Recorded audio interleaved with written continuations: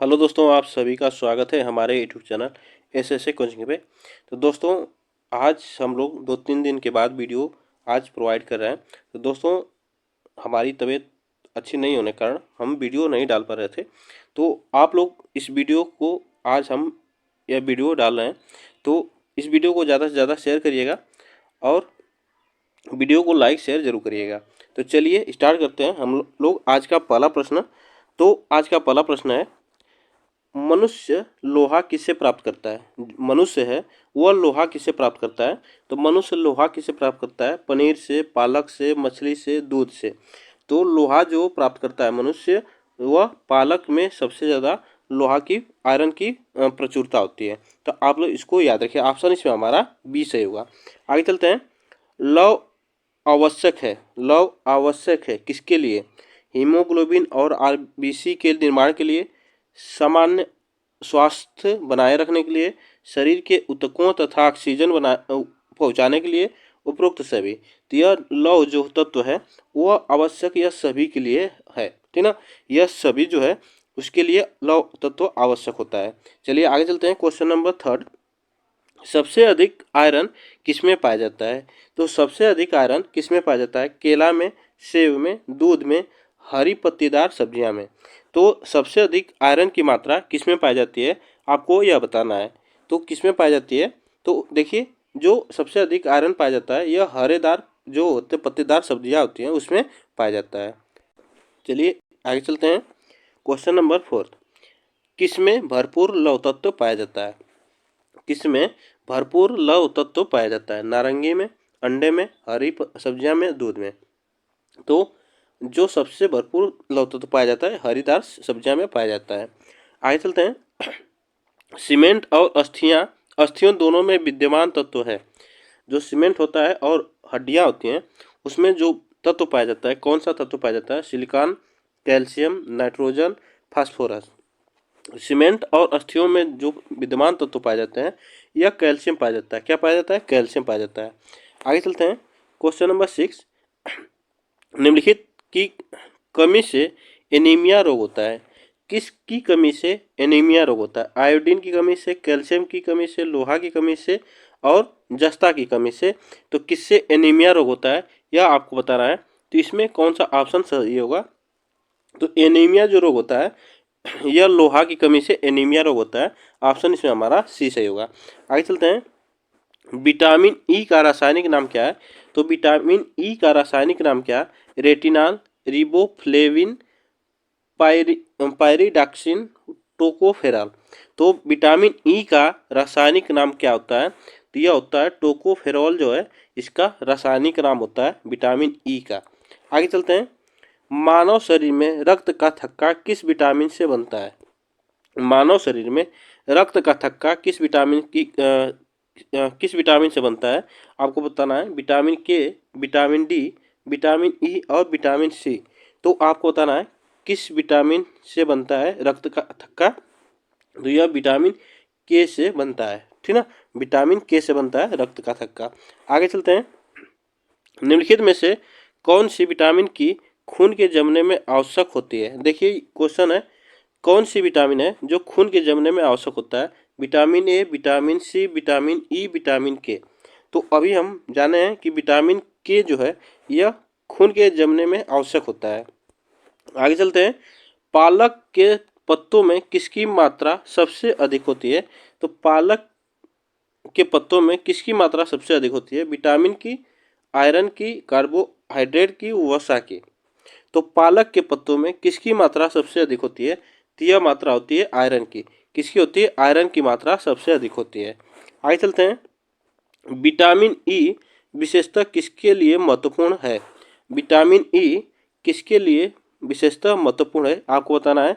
इसमें कौन सा ऑप्शन हमारा सही होगा।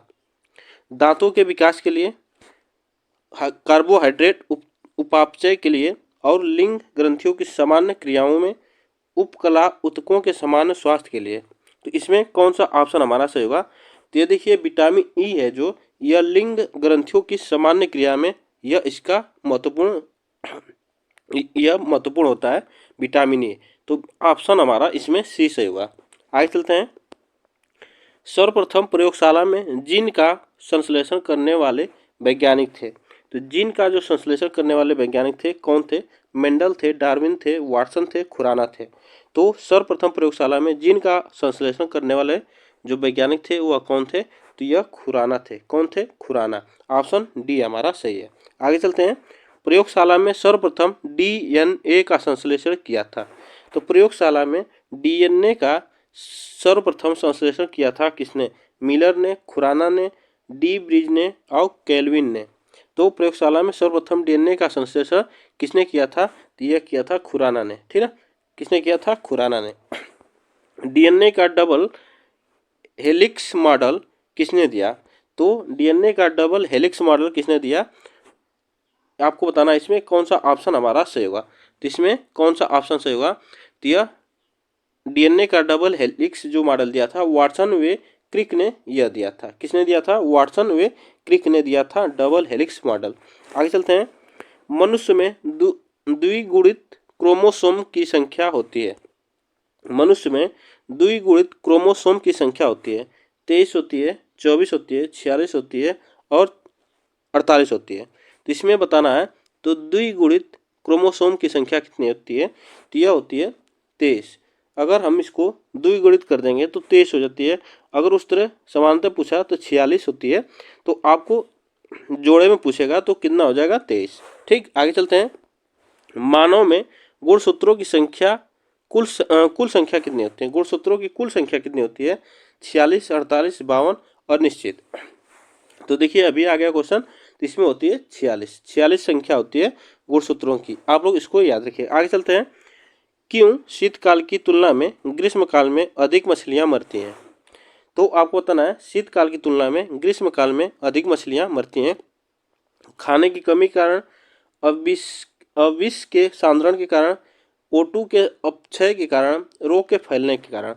तो देखिए जो शीतकाल की तुलना में जो ग्रीष्म काल आता है तो उसमें क्या होता है? O2 के अपक्षय के कारण जैसे ऑक्सीजन का अपक्षय होने लगता है, कमी होने लगती है, तो उसके कारण क्या होते हैं? मछलियां मरने लगती हैं। आगे चलते हैं। मेढक के हृदय में कितने कक्ष होते हैं? तो मेढक के हृदय में कितने कक्ष होते हैं आपको बताना है। 2 होते हैं, 3 होते हैं, 4 होते हैं, 5 होते हैं।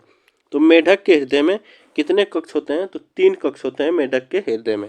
आगे चलते हैं। शीत रक्तीय प्राणी है। शीत रक्तीय प्राणी है मछली, मेढक, छिपकली और उपरोक्त सभी। तो इसमें कौन सा ऑप्शन हमारा सही होगा? शीत रक्तीय प्राणी है। ठीक, तो इसमें जो ऑप्शन हमारा सही होगा शीत रक्तीय प्राणी जो है यह उपरोक्त सभी है। ऑप्शन हमारा डी इसमें सही होगा। निःशंक प्राणी कौन सा है? Question number 29। निःशंक प्राणी कौन सा है? पेंगुइन, व्हेल, ऑटर, कछुआ। निःशंक प्राणी कौन सा है? इसमें आपको बताना है तो निःशंक प्राणी कौन सा है? तो यह होता है कछुआ। कौन सा है? निःशंक प्राणी कछुआ होता है। घोंसला बनाने वाला एकमात्र सांप है। घोंसला बनाने वाला एकमात्र सांप कौन सा है? तो चेन वाइपर, किंग कोबरा, करैत और स्केल्डल वाइपर। तो इसमें घोंसला बनाने वाला एकमात्र सांप कौन सा है?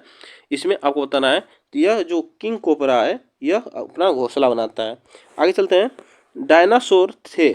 डायनासोर जो थे वह कैसे थे आपको बताना है। इसमें कौन सा ऑप्शन हमारा सही होगा? तो डायनासोर कैसे थे? तो यह मेजोजेइक सरीसृप थे। कैसे थे? मेजोजेइक सरीसृप थे। ऑप्शन हमारा इसमें डी से होगा। अब क्वेश्चन नंबर 32 जो है यह नीचे कौन सा प्राणी सांपों से लड़ता है? तो सांपों से कौन सा प्राणी लड़ता है? बंदर, बाघ, नेवला, गीदड़। तो आप लोग सभी लोग जानते हैं कि बंदर जो सांपों से लड़ने वाला प्राणी होता है वह नेवला होता है और सांपों का जो टक्कर देता है नेवला ही देता है। तो यह क्वेश्चन थे। आप लोग को इस वीडियो में कैसा प्रश्न लगा आप लोग जरूर कमेंट करके बताइएगा और वीडियो को लाइक शेयर जरूर करिएगा। फिर मिलते हैं नेक्स्ट वीडियो के साथ। आज के लिए बस इतना ही।